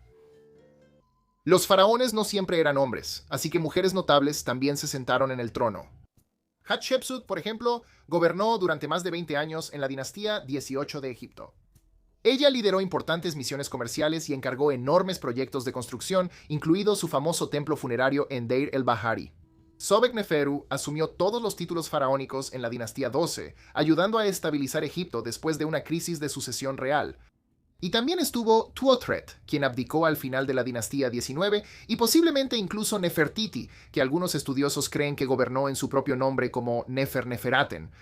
Para seguir la tradición de los faraones, estas mujeres a veces eran representadas con rasgos masculinos como barbas postizas y hombros anchos, lo que probablemente ayudó a alimentar el mito de que los gobernantes de Egipto siempre eran hombres. En lo que respecta a la Europa medieval, los vikingos no inventaron la esclavitud. Simplemente se unieron a una larga tradición. Mucho antes de que sus barcos vikingos llegaran a las costas europeas, la esclavitud ya estaba entretejida en la vida cotidiana de todo el continente. Los griegos esclavizaban a prisioneros de guerra, criminales y deudores, usándolos en hogares, talleres y granjas. Los romanos llevaron esto aún más lejos, manejando una enorme economía esclavista impulsada por la conquista, donde los esclavos construían caminos, trabajaban en minas e incluso servían como maestros o contadores. Las sociedades celtas también practicaban la esclavitud, capturando a menudo a rivales en batalla o forzando a su propia gente a la servidumbre para pagar deudas. La mayoría de las personas esclavizadas tenía poca esperanza de libertad, aunque algunas podían comprar su libertad o ser liberadas por sus dueños. Cuando los vikingos llegaron, también realizaron incursiones para capturar esclavos, pero simplemente se integraron a un sistema que ya había sido parte de Europa durante siglos. La escritura antigua no solo trataba sobre dioses, incluía cosas como chismes y listas de compras. En Mesopotamia, los escribas anotaban raciones de cerveza para los trabajadores, conteos de ovejas y cartas personales que se quejaban de socios de negocios perezosos. Los antiguos egipcios dejaron poemas de amor, registros de impuestos e incluso contratos de divorcio escritos en papiro. En Pompeya, los grafitis revelaban de todo, desde insultos groseros hasta eslóganes políticos, junto con alguna que otra declaración de amor. Y mientras que las tabletas de arcilla babilónicas contenían recetas, ejercicios escolares y notas sobre cómo preparar cerveza, los antiguos griegos usaban su escritura para dejar chistes y obras satíricas que se burlaban de los políticos. Así que la gente usaba la escritura para compartir noticias, desahogar frustraciones y registrar su vida cotidiana. Igual que lo hacemos hoy en día. Querido diario, Gary fue grosero. La arqueología no se trata solo de ruinas antiguas. Está viva y sucede a nuestro alrededor. Hoy en día, los arqueólogos estudian desde búnkeres de la Guerra Fría hasta arte callejero y grafitis modernos de protesta. Exploran basureros del siglo XX, rutas de migrantes e incluso asentamientos informales usando las mismas herramientas y métodos que usarían para excavar una aldea de la Edad de Bronce. Hace mucho tiempo, en los años 70, el proyecto de basura de Tucson, dirigido por William Racha, descubrió todo tipo de verdades al revisar basura fresca, como la cantidad real de alcohol que la gente consumía en comparación con lo que decían. En el desierto de Arizona, el arqueólogo Jason DeLeon mapeó campamentos de migrantes recolectando botellas de agua y mochilas desechadas, rastreando cruces fronterizos. Y en toda Europa, los investigadores han estudiado refugios de la Guerra Fría y grafitis modernos para entender el cambio cultural, incluso usando imágenes satelitales para mapear los paisajes humanos cambiantes. Así que la arqueología está muy viva y contando la historia del presente, demostrando que sus herramientas y conocimientos pertenecen a todas las épocas. El pueblo de Sanxingdui era maestro del bronce. Créeme, búscalos en Google. Dejaron artefactos increíbles. De hecho, algunos de los más espectaculares fueron los árboles sagrados de bronce descubiertos en sus fosas de sacrificio. Estos árboles alcanzan más de 4 metros de altura, uno medía aproximadamente 3.9 metros y tienen ramas retorcidas, frutos e incluso aves en sus ramas. Estudios recientes sobre los árboles nos han mostrado que la cultura Sanxingdui hicieron una estructura interna para los árboles y luego usaron un proceso de fundición por capas para mantener cada curva estable mientras el bronce se enfriaba. No tenían termómetros ni herramientas de precisión, pero descubrieron cómo hacer que el bronce hiciera lo que ellos querían, lo cual es bastante asombroso si me lo preguntas. Ya hablé hoy sobre el sistema de escritura olmeca, pero también tengo que contarte un poco más sobre sus cabezas colosales. Hasta ahora hemos encontrado 17, todas colocadas en antiguos centros ceremoniales como San Lorenzo y La Venta. Cada una estaba situada en una plaza o cerca de una plataforma piramidal y como cada rostro es diferente, con su propia expresión y tocado, creemos que fueron hechas para parecerse a sus gobernantes. Algunas de las cabezas fueron enterradas o movidas en la antigüedad, probablemente como parte de rituales que marcaban el final de una dinastía. También nosotros hemos movido algunas, bueno, no la lista 25, pero ya sabes a lo que me refiero, en tiempos recientes para colocarlas en museos. Pero incluso con grúas y camiones, sigue siendo un trabajo serio, lo que realmente te hace pensar en cómo lo lograron hace más de 3000 años en ese terreno. Tenías que saber que este iba a estar en la lista de hoy. Primero que nada, hoy se puede ver en el Museo Arqueológico Nacional de Atenas. Aún así, si no tienes el dinero para viajar, hay múltiples reconstrucciones en exhibición en todo el mundo. Así que, en resumen, modelaba el cielo. Seguía el sol y la luna, predecía eclipses e incluía esferas de calendario metónico y calípico. También tenía una esfera de juegos para los festivales panhelénicos. Girabas una palanca lateral que accionaba trenes de engranajes que movían los indicadores en las esferas frontal y trasera. Al menos 30 de sus engranajes se conservan, pero la precisión es lo que lo hace extraordinario. Cada diente, pasador y esfera formaba parte de un diseño que predecía eventos cósmicos con la precisión de un reloj. Estudios recientes en 2024 y 2025 también sugieren ahora que su calendario no seguía el año solar egipcio como se pensaba antes, sino un año lunar griego de aproximadamente 354 días. Eso significa que podía adaptarse a diferentes calendarios. Y sí, una nueva simulación ha insinuado que los engranajes podrían haberse atascado de vez en cuando, pero considerando que pasó 2 milenios bajo el agua, esa es una crítica bastante generosa. La mayoría de nosotros sabe que la piedra de Rosetta es uno de los objetos más famosos del Museo Británico, o al menos hemos oído hablar de ella. Pero no está en la lista de hoy por lo que es. Está aquí por lo que nos dice sobre las personas que la hicieron. Fue hecha en el año 196 a.C. y muestra el mismo decreto en jeroglíficos, demótico y griego. Eso significa que los funcionarios del antiguo Egipto dirigían un gobierno multilingüe que podía comunicarse con sacerdotes, ciudadanos y gobernantes extranjeros al mismo tiempo. El decreto honraba al rey Ptolomeo V y se enviaron copias idénticas a cada templo importante de Egipto. También al final nos ayudaría a descifrar los jeroglíficos egipcios, algo que nadie había logrado en más de un milenio. Si alguna vez necesitaste prueba de que la paciencia puede superar a la tecnología, solo mira los kongs de jade que hemos descubierto de la cultura Liangshu en China. Fueron creados en algún momento entre el 3300 y el 2300 antes de nuestra era, y cada uno es un tubo perfectamente formado hecho de jade nefrita, una piedra tan dura que tiene una dureza de 6 o 7 en la escala de Mohs. Eso es más duro que el acero. Y aún así, los talladores de Liangshu lograron darle ángulos rectos perfectos e incluso agregar líneas paralelas. Los arqueólogos dicen que la única manera en que pudieron haberlo hecho fue frotando arena contra el jade durante semanas o incluso meses seguidos. La historia del rey Midas puede sonar como si hubiera ganado el premio mayor, pero su habilidad para convertir todo lo que tocaba en oro fue una de las advertencias más oscuras de la mitología griega. El rey Midas recibió ese deseo de Dionisio, el dios del vino. Al principio, Midas estaba extasiado, transformaba todo lo que tocaba a su alrededor en un tesoro de oro invaluable con solo rozarlo con su mano. Y por un breve momento, realmente tuvo el poder más envidiable del mundo. Pero por supuesto, un gran poder conlleva una gran responsabilidad y una gran decepción. La emoción no duró mucho. Cuando se sentó a comer, su pan y su vino se endurecieron en trozos de oro. Y peor aún, abrazar a su hija tuvo el mismo resultado horrible y ella quedó congelada en el tiempo, cubierta de oro. Lo que antes parecía un boleto a la riqueza rápidamente se convirtió en una pesadilla. Midas le suplicó a Dionisio que lo liberara de esta maldición. El dios le concedió esa misericordia y lo envió a bañarse en el río Pactolo. Hasta el día de hoy, las arenas del río parecen de oro, que se dice son rastros del regalo dorado de Midas. De todas las reglas extrañas que surgieron del mundo antiguo, hay pocas tan raras como el odio de Pitágoras y su gente hacia los frijoles. Para Pitágoras estaba estrictamente prohibido y no tenía nada que ver con el sabor o la textura. Las teorías sobre por qué se negaba a que estuvieran en su plato son sorprendentes. Una teoría afirmaba que los frijoles albergaban el alma de los muertos, haciendo que cada bocado fuera un acto de canibalismo. Otra teoría es que los frijoles se parecen demasiado a los órganos humanos, lo que los volvía tabú. Otra teoría es que los frijoles causan gases, lo cual no solo es vergonzoso, sino que también contaminaría el espíritu. Y eso no es todo, también hay un aspecto político. En la antigua Grecia, los frijoles a veces se usaban como fichas de votación. Al negarse a tocarlos, Pitágoras y sus seguidores estaban rechazando simbólicamente la política por completo. Cualesquiera que sean las verdaderas razones, la prohibición de los frijoles sigue siendo una de las rarezas más memorables de la época de Pitágoras. Los mayas fueron una civilización muy adelantada a su tiempo.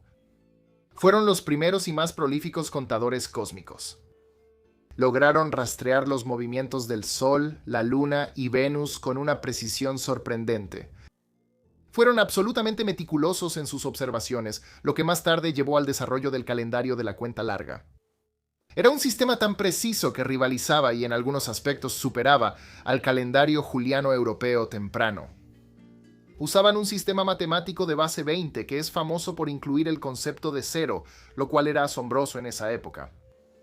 Esto era matemáticas avanzadas, y cuando se combinaba con sus observaciones astronómicas, los mayas podían predecir eclipses y seguir los ciclos planetarios para programar eventos religiosos y agrícolas con una precisión impresionante. Y no solo eso, crearon los sistemas de escritura más avanzados de las Américas precolombinas. Sus jeroglíficos combinaban logogramas y símbolos fonéticos para registrar eventos, observaciones y rituales. Esta escritura estaba profundamente ligada al poder y al ritual. Los reyes y sacerdotes la usaban para legitimar su gobierno, preservar el conocimiento sagrado e incluso comunicarse con los dioses. El impacto de las contribuciones de los mayas cambió el mundo en ese entonces, y perduraron. ¿Estaríamos donde estamos hoy sin sus innovaciones y descubrimientos? Eso está sujeto a debate. Este último dato curioso proviene de las tierras altas de Sudamérica, donde la civilización inca lograba discretamente proezas médicas que asombrarían al mundo durante siglos. La civilización inca era conocida por su práctica de la trepanación. Esta práctica de perforar o raspar agujeros en el cráneo se realizaba con tanta destreza que tenía una tasa de supervivencia de más del 70%. Eso superaba por mucho las estadísticas que los cirujanos europeos de la misma época podían lograr. Lo que hace esto aún más impresionante es que los incas usaban herramientas de piedra o metal junto con remedios naturales y antisépticos a base de hierbas. Usaban hojas de coca y bebidas fermentadas para aliviar el dolor y prevenir infecciones. Estos procedimientos eran un arte y una ciencia. Y a veces los pacientes salían completamente recuperados. Esto no era solo prueba y error, era maestría del más alto nivel.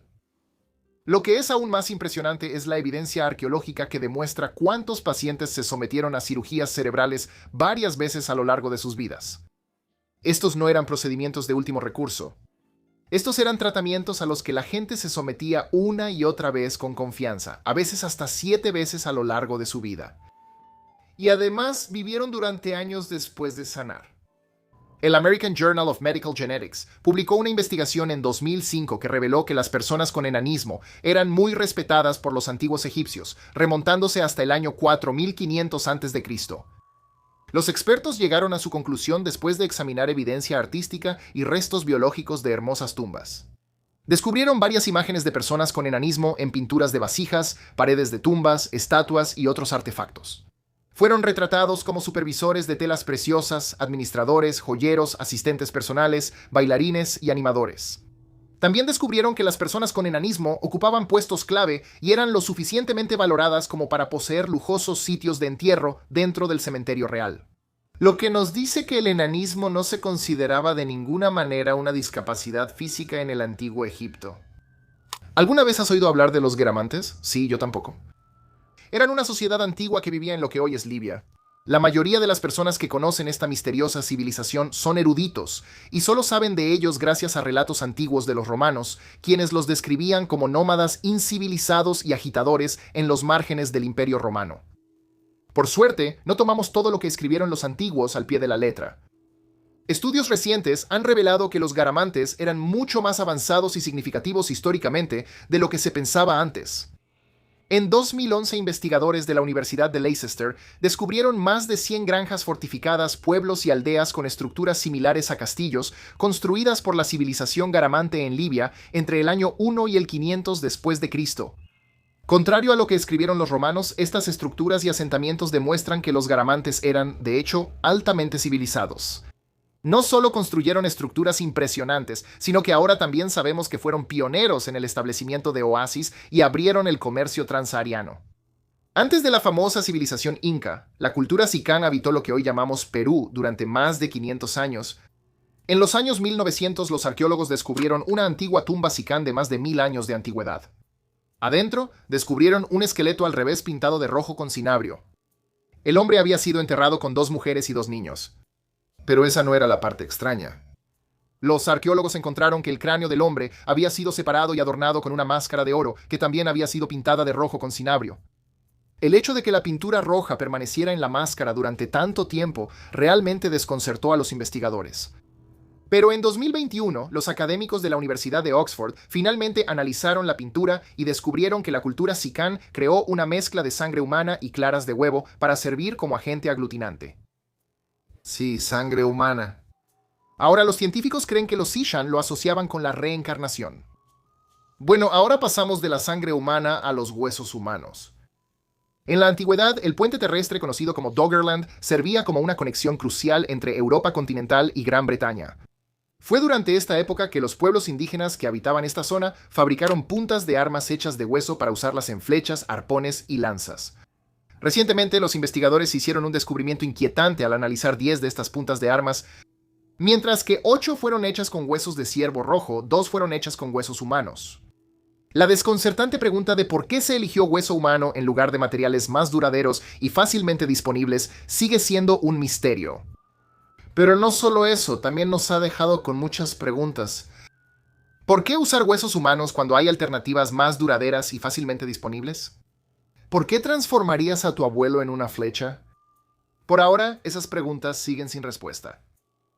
La civilización Nazca, famosa por sus enormes obras de arte en el desierto, es una sociedad intrigante que colapsó hace unos 1500 años. Aunque inicialmente se pensó que un gran evento de El Niño fue el responsable de su desaparición, nuevas investigaciones han revelado que la deforestación generalizada también jugó un papel importante. El arqueólogo de la Universidad de Cambridge, David Beresford Jones, descubrió que los Nazca talaron los árboles nativos de Urongo en la zona para hacer espacio para cultivos como el maíz y el algodón.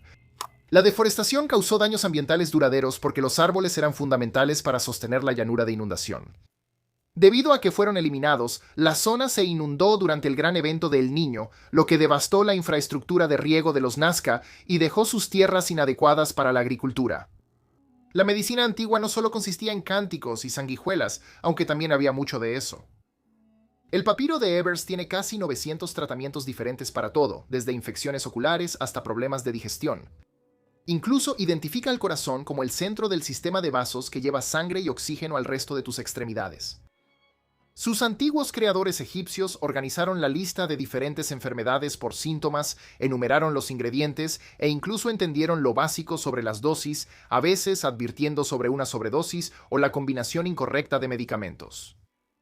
Para el dolor de estómago, recetaban mezclas de miel y hierbas como menta o alcarabea. Para las quemaduras, una pasta de leche y resina. También tenían remedios para el asma, como inhalar hierbas que se calentaban en piedras, y laxantes hechos de aceite de ricino e higos. Así que, prácticamente los mismos remedios que todavía encontrarías en una guía herbolaria moderna hoy en día. El disco celeste de Nebra fue descubierto por saqueadores en 1999 cerca del pueblo alemán de, Nebra. Los saqueadores también encontraron espadas, hachas y algunos otros tesoros de la Edad de Bronce junto a él, y pensaron que todo había sido enterrado junto a propósito. Cuando los arqueólogos finalmente lo vieron, estaban seguros de que era falso, simplemente porque nadie había visto algo así antes. Medía aproximadamente 30 centímetros de ancho, estaba hecho de bronce y decorado con incrustaciones de oro que muestran el sol, la luna y un pequeño grupo de estrellas que coincidía con las Pléyades. Pruebas recientes encontraron que fue hecho mediante un calentamiento y enfriamiento cuidadosamente programados durante la forja, con oro incrustado en etapas. El cobre provenía de los Alpes de Austria y el oro de Cornualles en el Reino Unido, lo que significa que quien lo hizo formaba parte de una red comercial que operaba en toda Europa. Hoy en día, la UNESCO lo reconoce como parte de la memoria del mundo y se exhibe con orgullo en el Museo Estatal de Prehistoria en Halle, Alemania.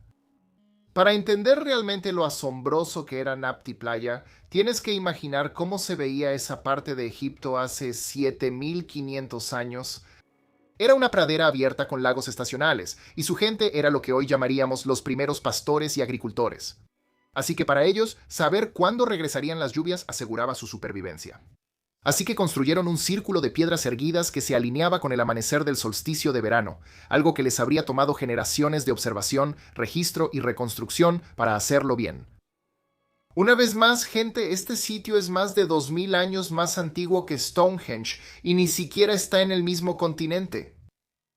El sitio se usó durante siglos hasta que el clima se volvió más seco y la gente se mudó al norte para estar más cerca del Nilo. Bien, chicos, ¿hace falta que diga más? Antes de que se desenterraran las primeras ruinas de Göbekli Tepe en los años 90, todos pensaban que los primeros grandes monumentos de la humanidad databan de alrededor del año 3000 a.C. Ya saben, Sumeria, Egipto, las pirámides. Pero este lugar fue construido miles de años antes de eso. Y no por gobernantes o grandes reyes, sino por cazadores-recolectores que tallaron, movieron y acomodaron todas las diferentes piedras. Y algunas de ellas pesaban hasta 10 toneladas cada una. El sitio tiene 11.000 años de antigüedad y, francamente, hace que Stonehenge parezca diminuto. Es aproximadamente 10 veces más grande que el monumento principal de Stonehenge y es milenios más antiguo. Los pilares fueron tallados con un montón de animales diferentes. Una vez más, no siempre eran animales que encontrarías en los alrededores. Fueron acomodados, apilados y luego, por una razón que nadie conoce todavía, vueltos a enterrar deliberadamente. Hasta ahora solo hemos expuesto alrededor del 10% del sitio, pero realmente está reescribiendo la historia humana mientras más lo investigamos. Hace más de 2500 años, los antiguos chinos usaban cannabis para drogarse y no cualquier tabaco raro. Durante una excavación en el cementerio de Chersankal, los investigadores descubrieron que el residuo en las pipas de los antiguos contenía más THC que el cannabis silvestre de la zona. Y plantearon la hipótesis de que en la antigüedad los habitantes locales recolectaban e incluso posiblemente domesticaban las variedades más potentes de cannabis por sus cualidades psicoactivas. Además de los residuos de THC, los científicos también descubrieron que muchos de los restos enterrados en el sitio no eran originarios de la región, lo que da credibilidad a la teoría de que las montañas de Pamir alguna vez estuvieron conectadas a una antigua red comercial al estilo de la Ruta de la Seda, y que el cannabis, con toda probabilidad, se comerciaba a lo largo del camino. Eso sí que es iluminación. Una de las principales razones por las que sabemos tan poco sobre la civilización del Valle del Indo es que su escritura nunca fue descifrada. Se han descubierto miles de textos del Indo, principalmente en Harappa y Mohenjo-Daro, pero también en los rincones más alejados de sus centros de comercio por todo el Golfo Pérsico y Mesopotamia. La mayoría de ellos están inscritos en simples sellos de piedra de aproximadamente 1 pulgada cuadrada o 2,5 centímetros cuadrados, aunque también se han descubierto inscripciones en tabletas de arcilla, artefactos de metal y cerámica. Desde 2004 existe una recompensa permanente de $10,000 para quien descubra un texto del Indo de más de 50 caracteres. Así que si eres un aficionado a la arqueología o simplemente buscas ganar $10,000 rápido, solo tengo una pregunta para ti. ¿Por qué no lo estás buscando ya? Alguien póngame en contacto con Josh Gates, yo iré con él, iremos a encontrarlo. Si conoces a Josh Gates, ponme en contacto con él. ¿Qué onda, Josh? En lo más profundo del Museo Británico se encuentra un artefacto extraordinario que data de hace 3.500 años. Se cree que esta tableta en particular muestra la representación más antigua conocida de un fantasma, junto con instrucciones sobre cómo realizar un exorcismo. El Dr. Irving Finkel descubrió el artefacto mientras exploraba las bóvedas del museo. La imagen en la tableta muestra a un joven que parece estar guiando al fantasma de una mujer de regreso al inframundo. Curiosamente, la parte trasera de la tableta también contiene instrucciones detalladas para ayudar a los espíritus a cruzar al más allá desde el reino de los vivos. Incluye instrucciones para crear 2 figurillas, una masculina y una femenina, cada una adornada con un peine y una cama. Como parte del ritual, se preparan 2 vasijas de cerveza, se recita un encantamiento al dios solar Shamash y se da una advertencia de nunca mirar hacia atrás. Dejamos intencionalmente este artículo para el número 1 en la lista de hoy porque simplemente desafía toda explicación. Las habilidades de la gente de la antigüedad eran impresionantes, pero había una técnica particularmente extraordinaria. En Siberia, una comunidad prehistórica podía transformar colmillos de mamut en una consistencia parecida a la plastilina, moldearlos en figuras de animales y luego endurecer el marfil de nuevo a su estado original. Cuando se descubrieron las figurillas en el año 2000, también se encontraron barras de marfil entre ellas. Sorprendentemente, se reveló que la técnica parecida a la plastilina ni siquiera era la opción más suave disponible. Las barras habían sido transformadas en un líquido antes de ser moldeadas y endurecidas. El hecho de que el marfil pudiera convertirse temporalmente en un líquido o en una sustancia parecida a la arcilla sigue siendo inexplicable. Esta habilidad es aún más excepcional porque los artesanos vivieron hace 12,000 años. Entonces, ¿conoces algún otro dato sobre civilizaciones antiguas que no hayamos mencionado en la lista? Cuéntanos en los comentarios de abajo, y si disfrutaste esta lista, revisa las 25 veces que la intervención de la CIA cambió el curso de la historia.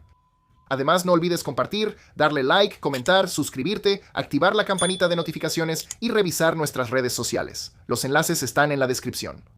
Gracias a todos por ver, los quiero mucho y como siempre, nos vemos la próxima vez.